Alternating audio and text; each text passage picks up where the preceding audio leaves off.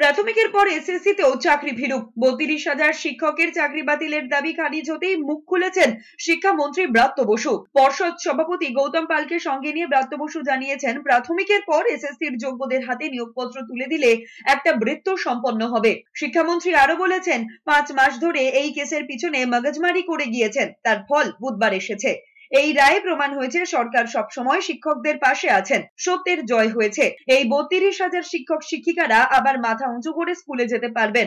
তার দাবি, যে পরীক্ষা ইতিমধ্যেই হয়েছে তা স্বচ্ছভাবে হয়েছে। এর আগে সোশ্যাল মিডিয়ায় পোস্ট করে শিক্ষক এবং প্রাথমিক শিক্ষা পর্ষদকে শুভেচ্ছাও জানিয়েছেন ব্রাত্য বসু।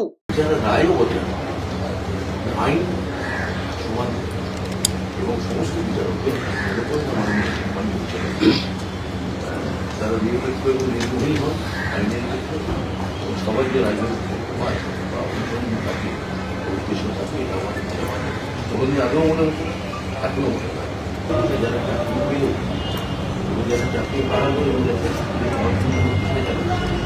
এইগুলো মাথায় রাখবো যে তাদের কেবলমাত্র রাজনৈতিক দেখা তারা আমাদের রাজ্যেরই ছিল